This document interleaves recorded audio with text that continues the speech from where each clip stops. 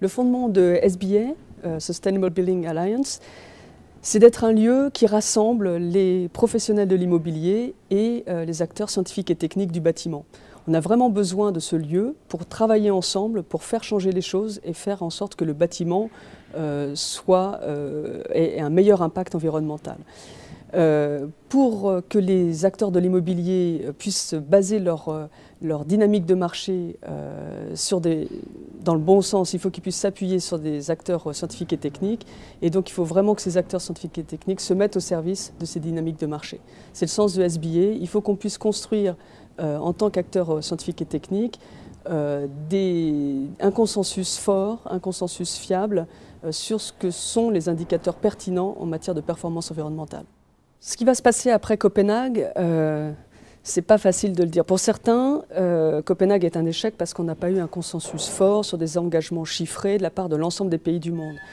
Mais pour d'autres, et j'en fais partie, Copenhague c'est quand même une étape importante parce que finalement, si on lit en creux, l'ensemble de la communauté mondiale considère qu'effectivement le réchauffement climatique est une question importante et qu'on ne peut plus ignorer cette donne. C'est un fait. D'ailleurs, les travaux du GIEC ne sont plus du tout remis en cause. Donc la vraie question, c'est effectivement qu'est-ce qui va se passer, comment on va agir sur ce fait. Maintenant, la question n'est plus de savoir s'il y a changement climatique ou pas changement climatique, c'est un fait scientifique.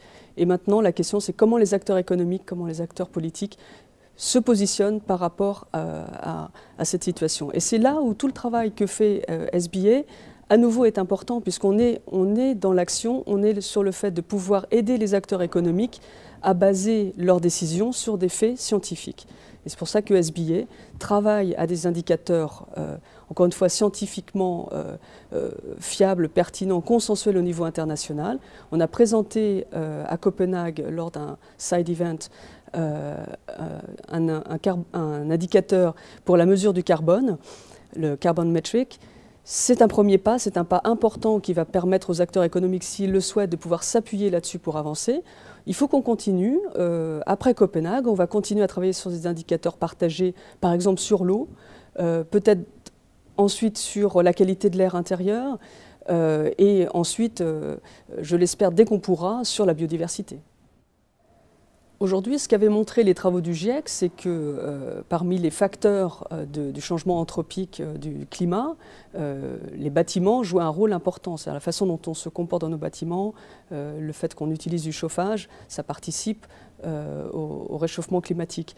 Mais ce qu'on a démontré, ce qu'on sait maintenant aussi scientifiquement, c'est qu'à l'inverse, en construisant mieux, en construisant différemment, en pensant aussi à nos villes, à la façon dont les bâtiments s'insèrent dans leur espace, on peut complètement renverser les choses et faire en sorte que les bâtiments ne soient plus une charge sur l'environnement, mais au contraire qu'ils puissent s'y intégrer de la manière la plus performante possible, et en particulier sur la question énergétique, ne plus être des sources importantes de consommation d'énergie, mais on peut même commencer à envisager des bâtiments qui deviennent producteurs nets d'énergie renouvelable, donc c'est-à-dire vraiment renverser complètement le concept, renverser le paradigme. On passe de bâtiments qui pèsent sur l'environnement à des bâtiments qui s'insèrent dans l'environnement et qui participent même au développement durable.